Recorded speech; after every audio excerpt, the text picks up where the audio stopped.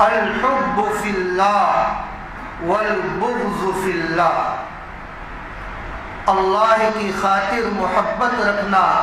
اور اللہ کی خاطر دشمنی رکھنا۔ اگر ہمیں یہ دعویٰ ہے کہ ہم آپ صلی اللہ علیہ وسلم کے عاشق ہیں، تو ہمیں اپنی زندگی میں محبت کرنے اور بغض کرنے کا جو معیار پیدا کرنا پڑے گا وہ یہی پیدا کرنا پڑے گا کہ اللہ کی خاطر محبت کرنا ہے اور اللہ کی خاطر دشمنی رکھنا ہے۔ گلاس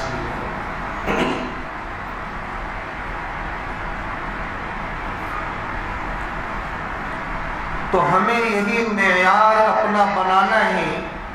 کہ اللہ کی خاطر ہم محبت کرنا سیکھیں اور اللہ کی خاطر بغض رکھنا سیکھیں۔ جس طرح ایک ماں جو محبت کرتی ہے اس کا پیمانہ اولاد ہونے سے پہلے اور ہوتا ہے، اولاد ہونے کے بعد اور ہوتا ہے۔ جب اس ماں کو اولاد ہو جاتی ہے تو پھر وہ اپنی زندگی کا یہ اصول بناتی ہے کہ اس کے بچے سے جو محبت کرے گا وہ اس سے محبت کرے گی، اور جو اس کے بچے سے نفرت کرے گا وہ ماں اس سے نفرت کرے گی۔ اسی طرح ہمارا معیار یہی ہونا چاہیے کہ اللہ اور اس کے رسول جس چیز سے محبت کریں گے ہم اس سے محبت کریں گے، اور جس چیز سے نفرت کریں گے ہم اس سے نفرت کریں گے۔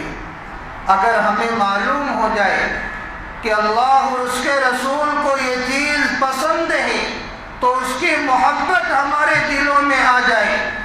اور اگر ہمیں یہ معلوم ہو جائے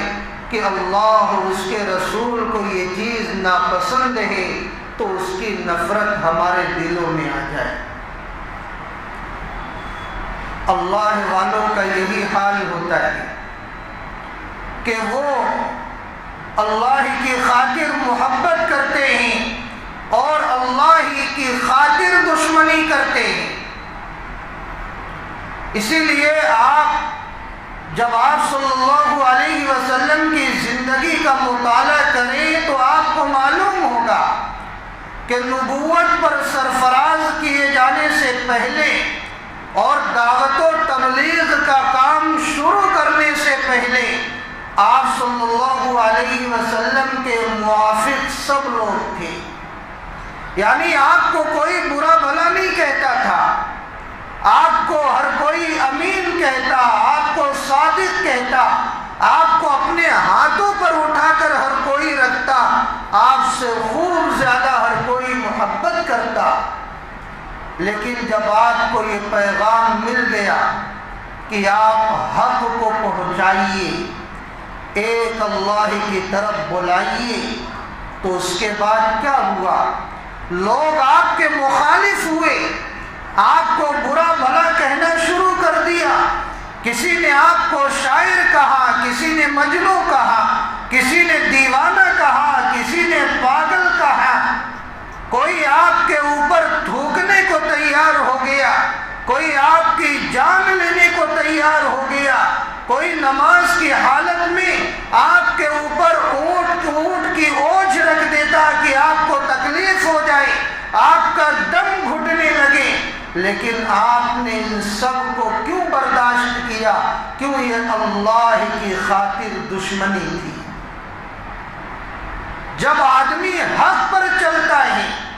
حق کی طرف لوگوں کو بلاتا ہے، تو اس کی خاطر دشمنی پیدا ہوتی ہے، اور حق پر چلنے والے اس کی پرواہ نہیں کرتے کہ کون دشمنی کر رہا ہے، کون دوستی کر رہا ہے، کیونکہ اس کی نگاہ میں اللہ کی محبت ہوتی ہے اور اللہ کی دشمنی ہوتی ہے۔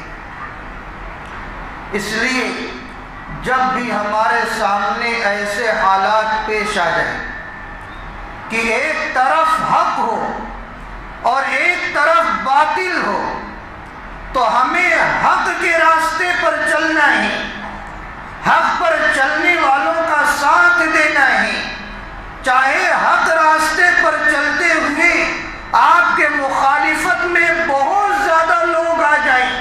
آپ کو اس کی کوئی پرواہ نہیں کرنا ہے۔ آپ کے سامنے تو بس اللہ اور اس کے رسول کی تعلیم ہونی چاہیے کہ اگر آپ اللہ کی خاطر دشمنی کر رہے ہیں تو انشاءاللہ آپ کے ساتھ خیر ہوگا، شر کبھی بھی انتہا میں نہیں ہو سکتا۔ اس لیے کہ اللہ تعالیٰ کا اٹل فیصلہ ہے ان الباطل کان زہوقا، کہ جو باطل ہوتا ہے وہ باطل مٹنے والا ہے، فنا ہونے والا ہے، وہ بھاگ جانے والا ہے۔ باطل میں استقامت نہیں ہوتا، استحکام نہیں ہوتا،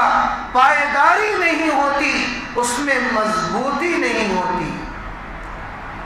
اور جس بندے کا یہ مزاج ہو کہ میں حق پر چلوں گا تو مخالفتیں آئیں گی، لہذا حق پر چلنے کی کیا ضرورت ہے؟ اگر اس کا یہ مزاج ہے کہ لوگ مخالفت میں آئیں گے اس وجہ سے میں حق پر نہ چلوں، تو بھائی ایسے لوگ کبھی مومن نہیں ہو سکتے۔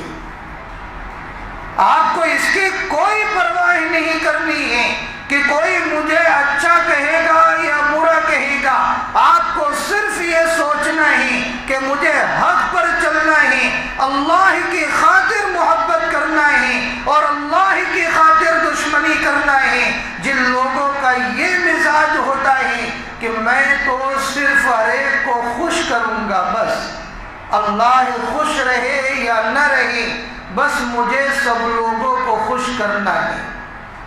ایسا آدمی کبھی حق پر قائم نہیں رہ سکتا۔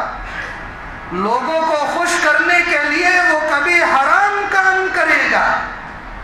اور جس آدمی کا یہ مزاج ہوتا ہے کہ وہ اللہ کو خوش کرے گا، اللہ کی خاطر محبت کرے گا اور اللہ کی خاطر دشمنی کرے گا، وہ آدمی ہمیشہ حق پر رہتا ہے اور انبیاء کی سنت پر عمل کرنے والا ہوتا ہے۔ تو ہم اپنا یہ مزاج بنائیں کہ ہمیشہ ہم حق پر انشاءاللہ چلیں گے، اللہ کی خاطر محبت کریں گے اور اللہ کی خاطر دشمنی کریں گے۔ تو یہ پانچواں تقاضا ہے۔